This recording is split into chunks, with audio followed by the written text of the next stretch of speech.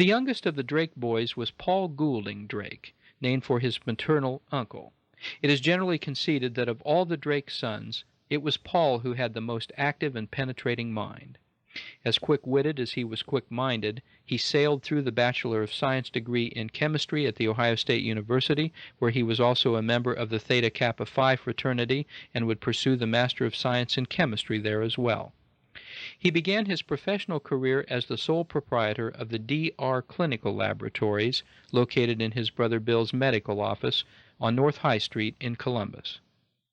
Paul was 29 when he married the former Wilda Bauer.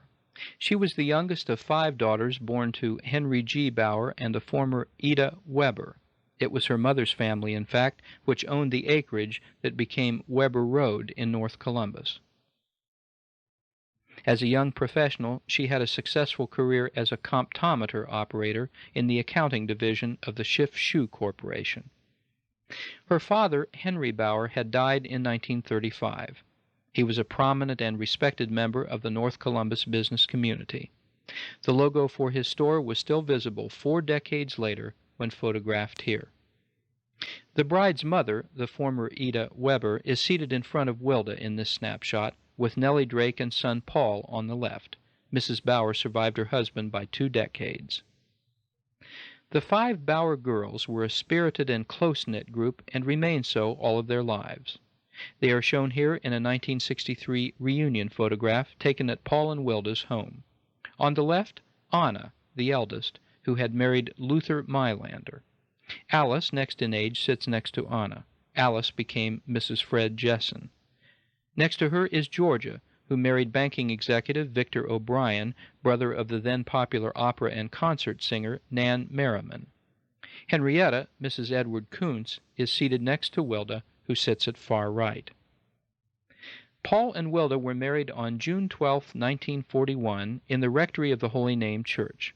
This, of course, had been the Drake family parish when they were living on East Oakland Avenue in the early 1920s.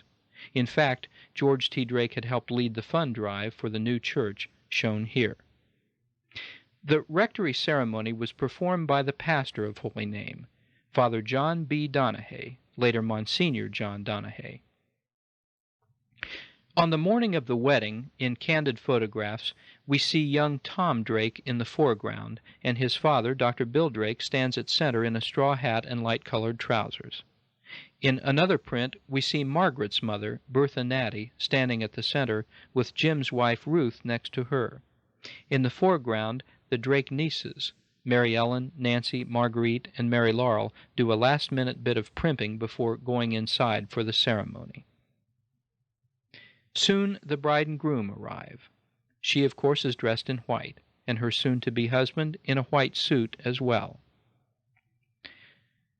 Soon Father Donahue beckoned them, and as they made their way up the walk, the maid of honor and the best man mounted the sidewalk stairs behind them.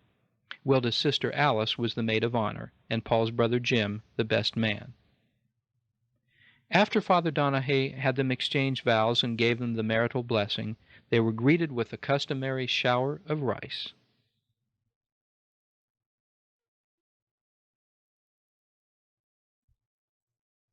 "10 days after Paul and Wilda were married, Nellie and George Drake marked the occasion of their 45th wedding anniversary on the 22nd of June, 1941. A year later, George T. Drake would retire from his business interests.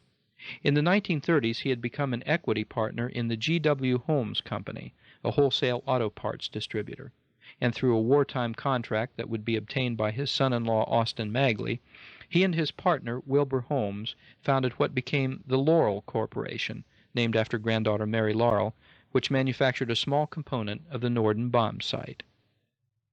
In retirement, there was always enough to do. There was ample family to visit by this time. This snapshot was taken in the living room at George Jr. and Margaret's home at 461 East North Broadway. In the photo on the right is Margaret's mother, Bertha Natty. George Jr. and Margaret are standing at the rear, and Nellie is seated on the left with Mary Laurel and young Billy in view.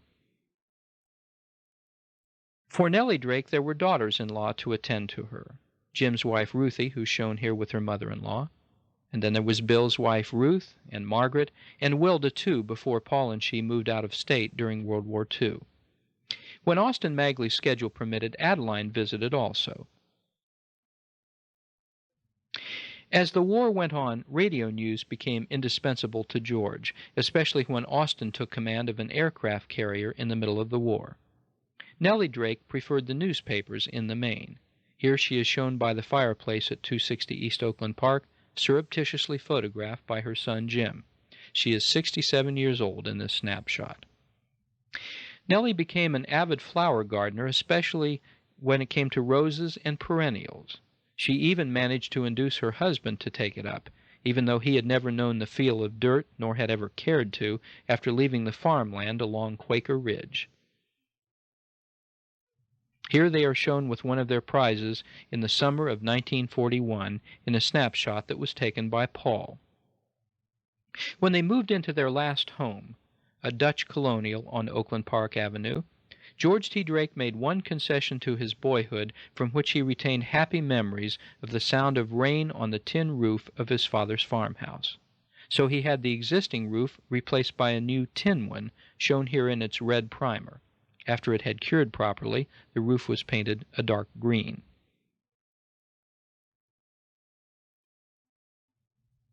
In retirement, each Memorial Day there would be a nostalgic trip to the communities where he and Nellie had spent their early lives. Here, George is posed beside his pearl gray Oldsmobile along the roadside near Malta in Morgan County. With one or more of the sons and their wives along for the trip, these Memorial Day sojourns would sometimes involve an overnight stay at the Malta Hotel in the twin cities of Malta and McConnellsville in Morgan County.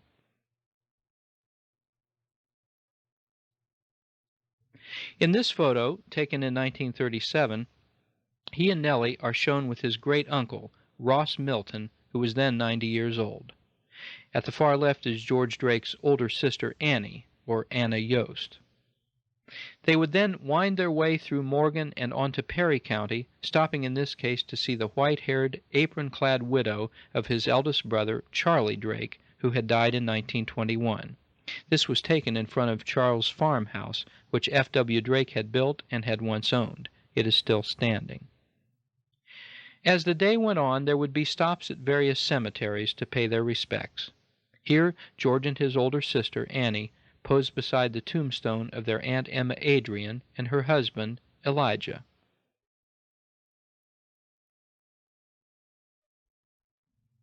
The Adrians, we recall, had essentially raised George T. Drake after the death of his mother, Louisa, who was Emma Adrian's older sister. There would be a stop, of course, at the graves of their parents, Francis W. Drake and Louisa Adeline Holt Drake.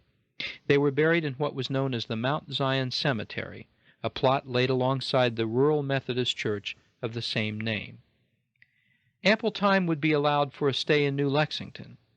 There, while visiting old friends, they would visit the foyer of the courthouse, where George would peer into the office of the auditor, which he had occupied in the early 1900s.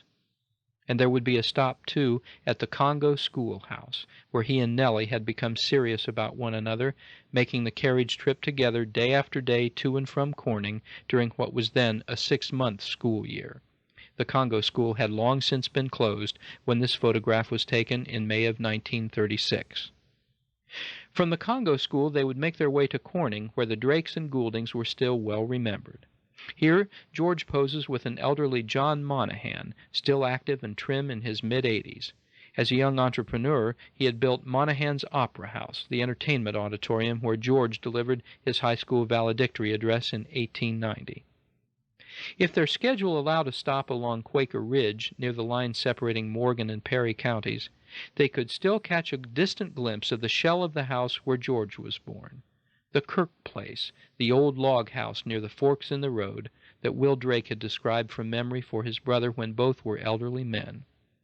In 1926, the abandoned house was still visible, but the site was no longer accessible from the roadway. But in the late 19th century, it had been the home of 3 generations of Drakes, as this 1895 photograph attests.